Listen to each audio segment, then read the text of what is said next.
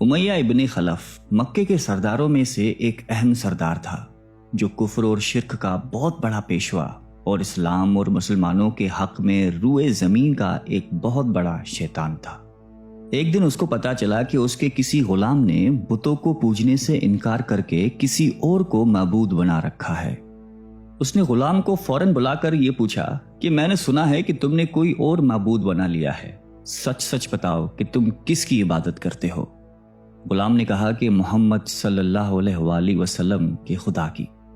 امیہ غصے سے لال پیلا ہو گیا اور کہنے لگا کہ محمد کی خدا کی پرستش کرنے کا یہ مطلب ہوا کہ تم ہمارے مقدس بتوں کے دشمن بن گئے ہو۔ سیدھی طرح راہ پہ آ جاؤ ورنہ ذلت کے ساتھ مارے جاؤ گے۔ میں یہ ہرگز برداشت نہیں کر سکتا ہوں کہ تم بتوں کی پوجا کرنے والے کے غلام رہ کر محمد کے خدا کی پرستش کرو۔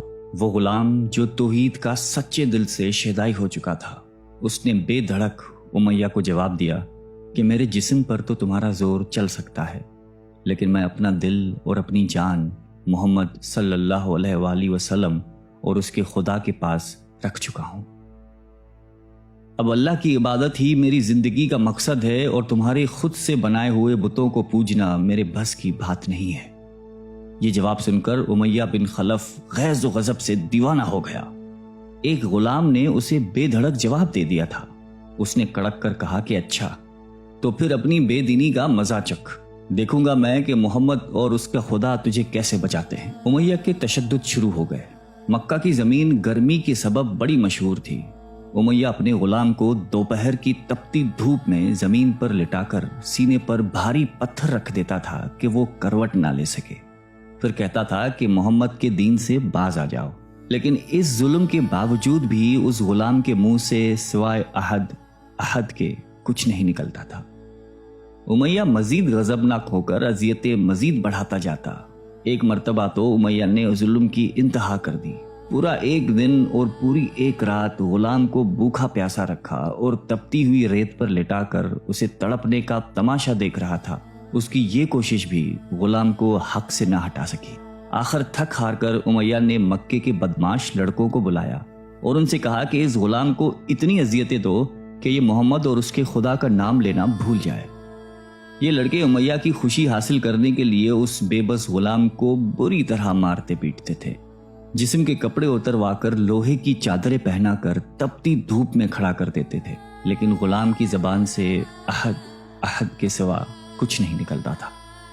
اسلام کی راہ میں یہ بے پناہ اذیتیں سہنے والے صحابی کوئی اور نہیں بلکہ حضرت بلال حبشی رضی اللہ تعالیٰ عنہ تھے۔ انہی ظلم و ستم کے دوران ایک دن حضرت ابو بکر صدیق رضی اللہ تعالیٰ عنہ کا ادھر سے گزر ہوا۔ آپ رضی اللہ تعالیٰ عنہ نے امیہ سے فرمایا کہ اے امیہ، اس بےکس اور مظلوم پر اتنے ظلم و ستم نہ کر، اس نے تمہارا کیا بگاڑا ہے؟ وہ خدائے واحد کی عبادت کرتا ہے، اگر تو اس پر احسان کرے تو یہ احسان آخرت میں تیرے کام آئے گا۔ اس پر امیہ نے نہایت حقارت سے کہا کہ میں تمہاری اس خیالی آخرت کے دن کو نہیں مانتا، جو میرے دل میں آئے گا میں تو وہی کروں گا۔ صدیق اکبر اس جواب پر کافی افسردہ ہوئے، لیکن پھر بھی آپ رضی اللہ تعالیٰ عنہ نے اسے سمجھایا کہ اس مظلوم پر ظلم و ستم کے پہاڑ توڑنا تیری شایان شان نہیں ہے۔ جس پر امیہ نے تنگ آ کر کہا کہ اگر تم اس کے اتنے ہمدرد ہو تو اسے خرید کیوں نہیں لیتے؟ حضرت ابو بکر صدیق جھٹ تیار ہو گئے اور فرمایا کہ بولو کیا دام لوگے؟ امیہ نے کہا کہ تمہارے پاس ایک غلام ہے جس کا نام فسطاط رومی ہے، وہ مجھے دے دے اور اس کو لے جا۔ حضرت ابو بکر صدیق رضی اللہ تعالیٰ عنہ فوراً ہی راضی ہو گئے، جبکہ امیہ کا خیال تھا کہ فسطاط ایک نہایتی کارآمد غلام ہے جس کی قیمت زیادہ ہے اور حضرت ابو بکر صدیق رضی اللہ تعالیٰ عنہ اسے دینے سے انکار کر دیں گے، مگر آپ فوراً راضی ہو گئے۔ تو امیہ کو سخت مایوسی ہوئی اور اس نے ساتھ ہی 40 اوقیہ چاندی کی فرمائش کی۔ اسے بھی حضرت ابو بکر صدیق رضی اللہ تعالیٰ عنہ نے بخوشی ادا کر دیا۔ حضرت بلال رضی اللہ تعالیٰ عنہ کو ساتھ لے کر دربار رسالت میں حاضر ہوئے اور سارا ماجرا کہہ سنایا۔ آپ صلاۃ السلام نہایت ہی خوش ہوئے اور فرمایا کہ ابو بکر، اس کار خیر میں مجھے بھی شریک کر لو۔ صدیق اکبر رضی اللہ تعالیٰ عنہ نے فرمایا کہ یا رسول اللہ، میں اسے خدا کی راہ میں آزاد کر چکا ہوں۔ یہ سن کر زبان رسالت سے صدیق اکبر رضی اللہ تعالیٰ عنہ کے لیے کلمہ رحمت جاری ہو گئے۔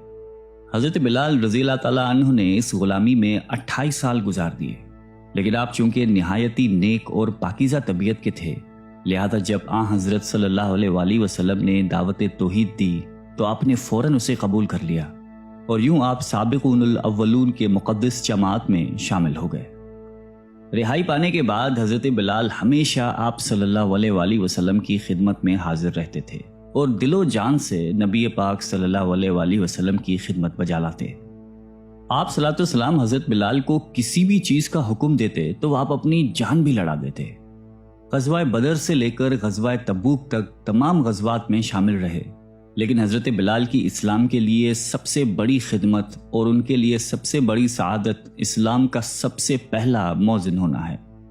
ہجرت کے بعد جب مسجد نبوی صلی اللہ علیہ وآلہ وسلم تعمیر ہوئی تو آپ صلی اللہ علیہ وسلم نے آپ کو اذان دینے کا ذمہ سونپا۔ آپ کی آواز نہایتی دل نشیں تھی اور اس میں ایک ایسی تاثیر تھی کہ اذان کی آواز سن کر لوگ سب کام چھوڑ چھاڑ کر مسجد کی طرف دوڑتے۔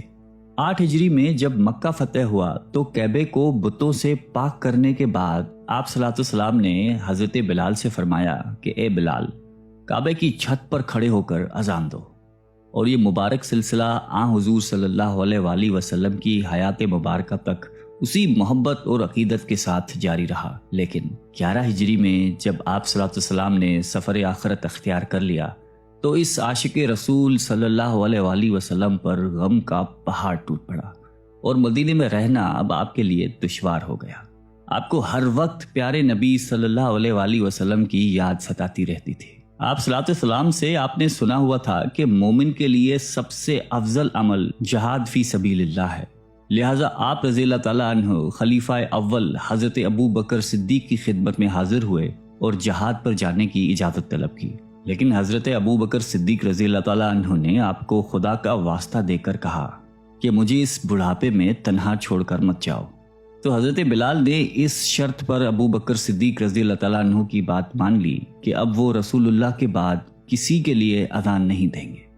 حضرت ابو بکر صدیق رضی اللہ تعالیٰ عنہ نے ان کی یہ بات مان لی، لیکن آپ کے دور خلافت کے بعد خلیفہ دوم حضرت فاروق اعظم رضی اللہ تعالیٰ عنہ کے دور میں بھی جب بیت المقدس کی تسخیر کے لیے شام جانا پڑا تو وہاں عیسائیوں سے صلح نامہ طے پانے کے بعد حضرت عمر فاروق رضی اللہ تعالیٰ عنہ نے ایک خطبہ دیا اور حضرت بلال سے درخواست کی کہ آج جب کہ قبلہ اول پر توحید کا پرچم لہرا دیا ہے تو اس با عظمت موقع پر اگر آپ اذان دیں تو ہم آپ کے مشکور رہیں گے۔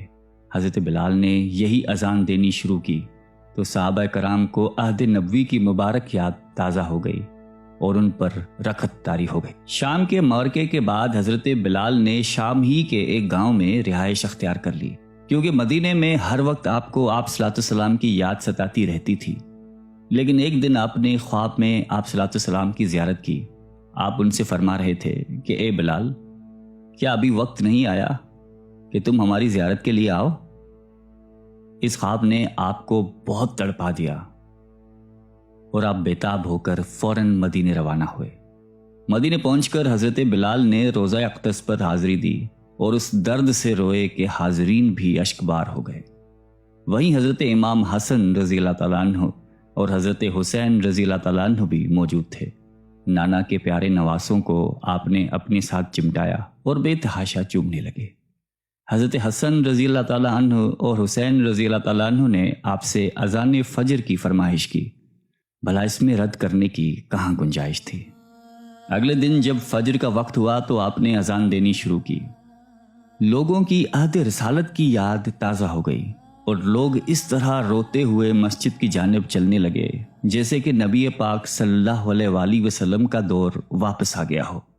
ایسا دردناک منظر اس کے علاوہ کبھی دیکھنے میں نہیں آیا۔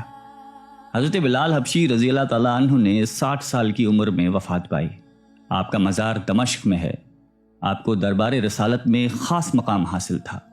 آئیے ہم سب اللہ تعالیٰ سے دعا کرتے ہیں کہ ہمیں بھی حضرت بلال حبشی رضی اللہ تعالیٰ عنہ کی صفات میں سے کچھ عطا فرما دے۔ آمین۔